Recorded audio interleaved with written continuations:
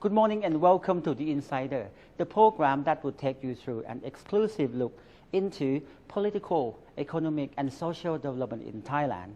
I am Major General Virachon Sukhontapatipak. This week I'll bring you to Dr. Gerhard Link Building, which is a home of Bigrim, one of the leading companies in Thailand. It has flourished for 137 years in this country, with its roots firmly planted in Thailand. The story of Bigrim is not just an amazing story. It is not just a very interesting story, but it is a part of the history of this country. It has evolved just like a fairy tale of the enterprising or the fairy tale of the adventurous people. So let's take a closer look on Bigrim's story and see where it stands now. 137 years later, and the Bigrim remains one of the strongest players in the Thai economy, and indeed the Asia-Pacific region. With a firm foundation in transport, healthcare, real estate, and energy, Bigrim is set to have another outstanding year in Thailand and in ASEAN. This not only means new opportunities in the Thai economy, but a more dynamic role in Thai society. The Bigrim has one of the largest corporate social responsibility portfolios in the country, and its motto is doing business with compassion for the development of civilization. We know the saying, you can't know where you're going until you know where you've been. So with over a century of experience in Thailand, along with being a pioneer and a partner for the progress of Thai society, who better to talk to than Bigrim about understanding and indeed seeing Thailand's future direction. It was exactly 101 years ago when Mr. Adolf Link acquired Bigrim and started a number of new ventures. Through 2 world wars, many global economic crises and changes in Thailand, the Bigrim Group has stood as one of the best indicators of Thailand's achievements. His grandson is here with us today. He is Mr. Harold Link, current chairman of Bigrim. As a modern-day chairman of a large business, you would expect Mr. Link to be up to date with the latest trends and innovations. That he is, but he also stands as a leader who has embraced the past, one who preserves our cultures, traditions, and values. This makes him an icon of the Thai way.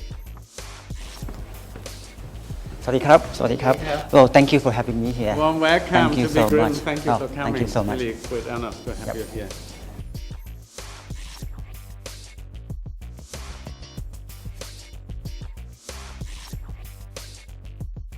May I call you Kun Ling? Yes, please. Well, thank you very much for having me at your wonderful office this morning. Thank you very much. It is indeed a privilege for me to be here with you this morning. I have learned a lot about Bigrim. The story is just like a fairy tale, as I mentioned earlier. Bigrim started the business as the chemist shop in Thailand and managed to do the business through good time, bad time in Thailand. And 25 years later, after 1878, 25 years later, your grandfather came to Thailand and worked for Bigrim.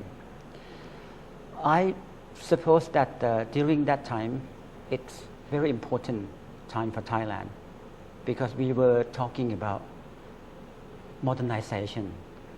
Modernization has become a national agenda for Thailand at that time, and Bigrim was with us. So to me, Bigrim is a part of Thai history. Thank you.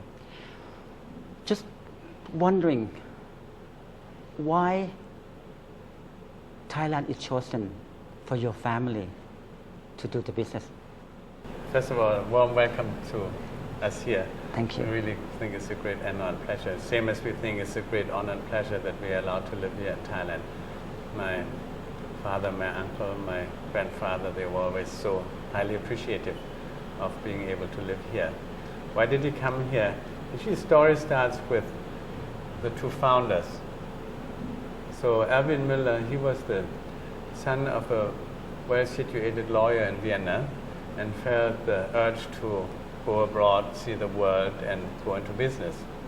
So he was sent, after being apprentice in Hamburg, to Thailand to open up a branch for that company called Goethe. But they later, 3 years later, wanted to close it. So he had fallen in love with Thailand already at that time. So maybe Mr. Müller at that time already felt that.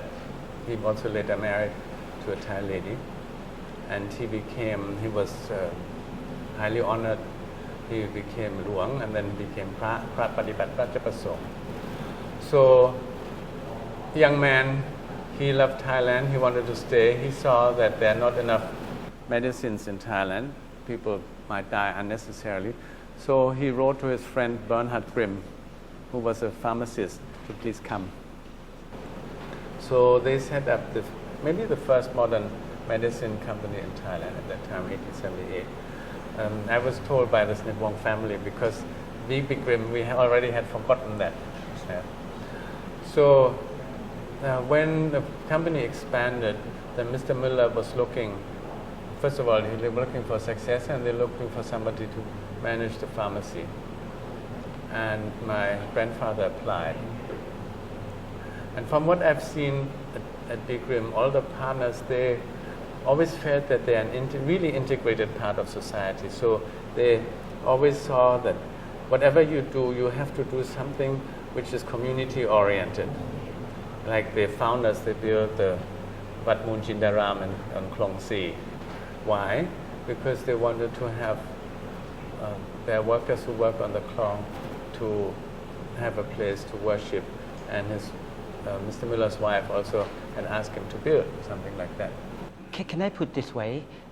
The reason for your family to do business in Thailand, to choose Thailand, is normally people talk about the Thai hospitality, but from what you have explained, it's more than hospitality. It's sincerity. Yes. I believe these two qualities is very important for your family to stay in Thailand. The hospitality, the Thai hospitality, and the sincerity of the Thai people. Am I correct in that point? Yes. My grandfather, later he became the owner of the company. And there was a letter in 1914 he wrote to Germany and said that, the company is so prosperous, he hopes it will go on for many more years. And then 3 years later he got expropriated because Thailand declared war on Germany. Mm-hmm. And then the same thing happened again in 1945. Second World War? Second World War. And every time my grandfather was so convinced that Thailand is the right place for us, and the Thai people are so welcoming, and it was by pressure from allied countries that they had to do that. And so he only thought of starting in Thailand again. And my uncle, he was born here, my father was born here. My uncle lived in Germany only for 15 years and over nearly 70 years in Thailand. My father was Consul General for Thailand for 34 years, and I had the feeling he enjoyed being the Consul General, helping Thai who were in Germany even more than doing the Big Grimm company, even though he liked to do business. So we were talking about infrastructure development, and we talked about 100 something years ago. Would you be able to share with me what projects that Big Grimm has participated for the infrastructure development or modernization in Thailand at that time? What kind of business? I think that our main project was this canals. I think that's a huge enterprise to build 1,500 kilometers. I cannot imagine how huge that was. So then Big Grimm also became a contractor. So we built a paper factory in Kanchanaburi. We built for the armed forces, we built the gas mask factory. We have always been supplying to the State Railway of Thailand. So we have been dealing with them since the inception. It's even went to the point that after World War II, when Merck, a company we have been doing business with since 1900, they said that Big Grimm is so concentrated on this infrastructure project with the State Railway, we have to help them a bit more with pharmaceutical, which was actually our origin. Our origin. I think over time, Big Grim always tried to adapt with what is possible. So when infrastructure projects were all in government hands, we supplied products, we supplied turnkey systems. And then now when infrastructure projects are open to private participation, now we try to participate ourselves. So on the supply side, after World War II, we provided a big part of the telecommunication infrastructure with Siemens. So in the beginning, we were their distributor and we were contractor. At the end, we became joint venture partner with Siemens. And Siemens supply a big part of the mobile and the fixed network telecommunication net in Thailand. Siemens also supplied a number of big power plants, both to EGAT and to us. And what I'm so happy about is that we could help the private sector and later the state railway to build these mass transit systems. Maybe, I think the young generation today, they think that a train system that runs all the time permanently without interruption is something normal in their life. Right? But in that time, in the 1990s, it was very difficult to get this project, the BTS, going. And high praise has to go to Kun Kiri and Kun Kasem, who made it happen at that time. And at the same time, the German Development Bank, KfW, and Siemens, with the coordination of Big Grim and part of our participation there, made it finally happen. Well, to me, Big Grim is part of Thailand history. You have been involved in the modernization of Thailand, particularly the infrastructure development projects. Until now, what project in the infrastructure development that Big Grim has involved? So now we do a lot ourselves. So since 1995, we have become involved in building our own power plants. And I think this is something that really contributes a lot to Thailand's industrialization. What many people abroad maybe do not know is that over 30% of Thailand's GDP comes from industry. And I think a great thing about Thailand is, if you talk about economy, is that Thailand can stand on so many feet. So we have very thriving agricultural sector, food for the world. We have a fantastic tourism industry, and we have great industry. Now, one reason why industries like to come to Thailand is because of the really good industrial parks. So we started in Amata Industrial Park, joined with them, and we built a power plant to supply both to the government and to over 100 factories in this industrial plant and these industrial parks. And these factory owners and management, they tell everybody that one of the main reasons why they do well is because the supply from our plants has such high quality and such high stability. And they like to do that. And this is one reason why they invest also in Thailand. So now we have already 10 plants in operation, and we are building more. We are now in more parks. We keep on doing that. And we have now expanded into solar energy. We have a wind energy license. We are building the most beautiful hydro project in Laos. It's spectacularly beautiful. So sometimes you think that when you think of water hydro projects, then people will destroy nature and people have to be moved and so on. Nothing like that. You see that, and that project, there's only a small pond, and one uses the height of the water, and you can still see the beautiful waterfall, and one can make a nice scenery viewing there and so. So we are now involved in nearly all types of fuels, and this is something I really appreciate. It's a project in the beginning where people said it's not feasible, like big international companies, they wanted to do that first, they said cannot be done, and we showed it can be done. And secondly, this company is purely run by Thai. We have maybe 2-3 foreigners, but they are in a junior level. So this is all Thai run, and we have the same efficiency, we have, or sometimes better, and same availability as the best European plants. So I think that shows that and I tell them all the time, Thai people can have the same standard and the same achievements as anybody else in the whole world. So, Kuling, other than what you have mentioned, I have met some or many business sectors overseas. They said that one factor which is very important for making decision to invest in Thailand or in particular country or places is stability. And they said that Thailand is now stable. They have a full confidence in the stability in Thailand at the moment. So they many of them decide to stay in Thailand and decide to come to invest in Thailand. Is that the case? What is your perception or opinion on this? Well, we have been here for 137 years, so we always believe in the goodness and the prospects of Thailand and the stability. I said that if you're in business, you want to see how does the country develop and what is it based on. So as I mentioned before, Thailand has many legs to stand on, so that provides for high stability. Thailand is a very well-respected country. Thai products really highly respected. If you go to Myanmar, the products they like to have most is Thai. So when we went there to sell air conditioner, the dealer said, okay, we will dismantle, and when we find out that it's not from Thailand, we will not buy. Okay. Yeah.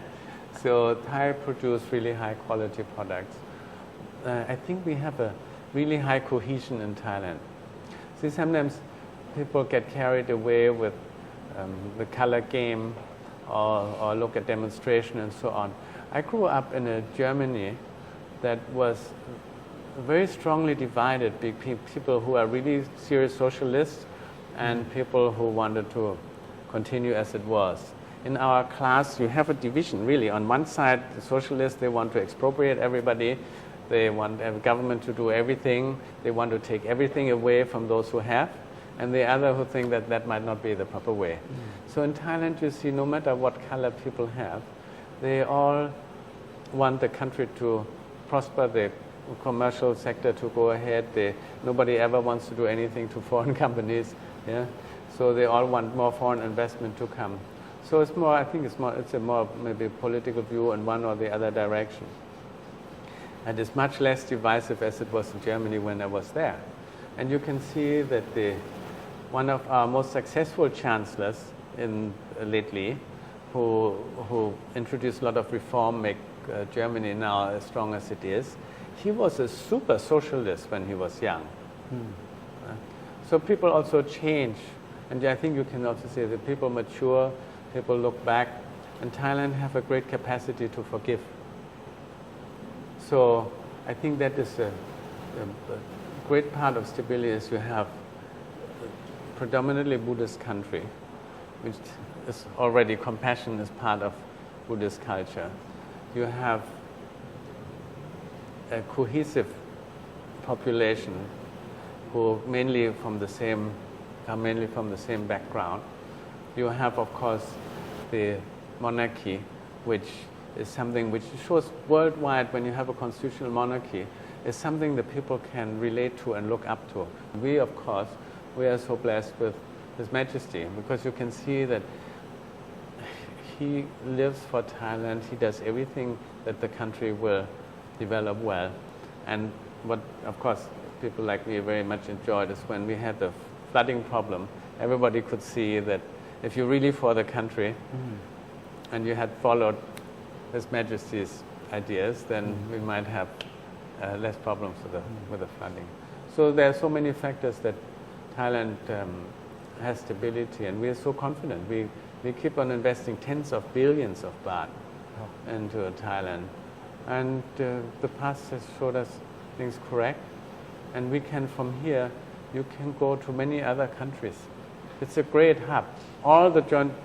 When we had this big problem in 1998, so the Tom Yam Goong crisis, I went to all our partners and asked them, do they want to quit? Do they want to look for another partner? Is there anything they want to do different? They said, no. We love Thailand. We stay with Thailand. We love BGRIM. We stay with BGRIM. Anything we can help, we will do. And I think this is the attitude of all foreigners and all foreign companies who are here, they have really great confidence and they're happy to continue. And you can see that Thailand always comes back to, from maybe was one direction maybe a bit much, then comes back to the other. There's always a tendency to equilibrium. There's always a tendency to come back to the center, which I think is a great capacity to do and to achieve. Well, I am overwhelmed by listening to you describing about your perception on Thailand, particularly your view on the stability in Thailand. Of course, 137 years is quite long, and you've been through a lot of easy time, difficult time, rain or shine. Any moment that you have been checked about stability in Thailand, talking about thinking about moving to somewhere else. Is there any moment of that kind of thought? I'm trying to remember when, because there wasn't.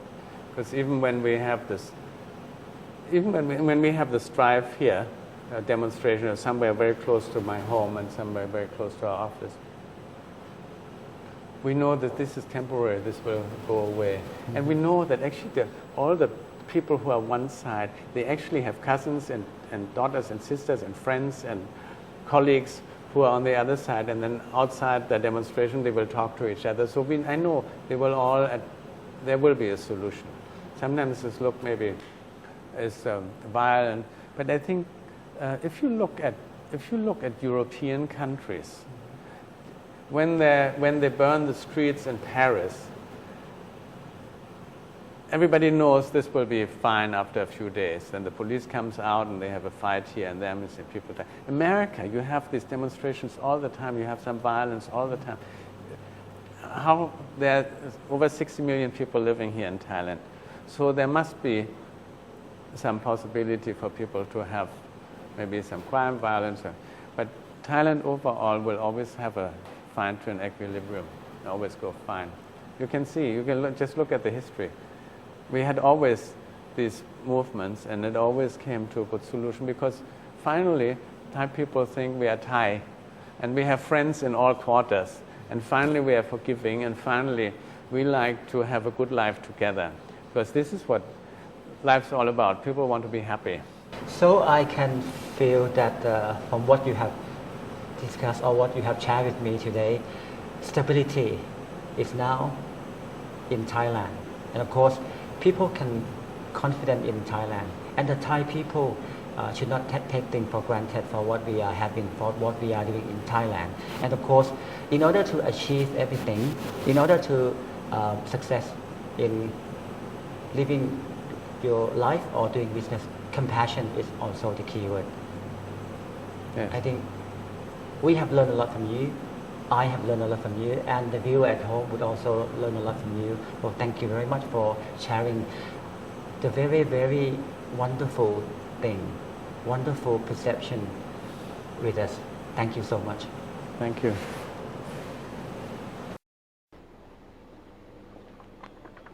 We now are at the last part of the Today's Insider.